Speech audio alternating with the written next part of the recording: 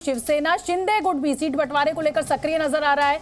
महाराष्ट्र के मुख्यमंत्री एकनाथ शिंदे इस वक्त अपनी पार्टी नेताओं के साथ बैठक कर रहे हैं और इस बैठक में महाराष्ट्र की लोकसभा सीटों पर बंटवारे को लेकर उनका क्या मत होगा, इस पर भी चर्चा की जाएगी। और बैठक के तुरंत बाद एकनाथ शिंदे दिल्ली के लिए रवाना भी होंगे। बीजेपी की कोर कमेटी की बैठक में शामिल होने के लिए उप मुख्यमंत्री देवेंद्र फडणवीस पहले ही दिल्ली रवाना हो चुके हैं। साकेत, इस खबर को लेकर क्या अपडेट आपके पास?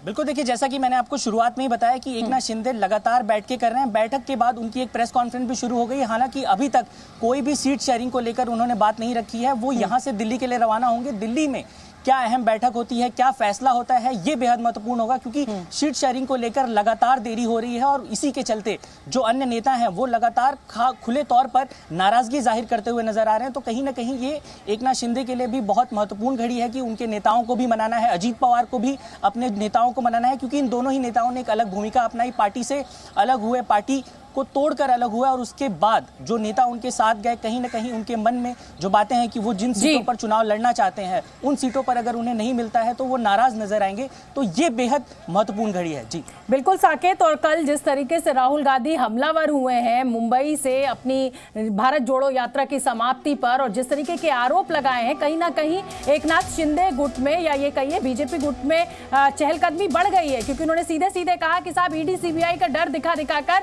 सोनिया गांधी के पास नेता पहुंच रहे हैं जो रो रो कर कह रहे हैं कि साहब हमें बीजेपी में जाना पड़ेगा, हम जेल नहीं जाना चाहते। तो कहीं ना कहीं उन्होंने सियासी घमासान जरूर खड़ा कर दिया है। इस तरीके का बड़ा आरोप लगाकर आप नजर बना के रखिए। जैसे कोई अपडेट होगा साकेत, मैं फिर आपका रुख करूंगी।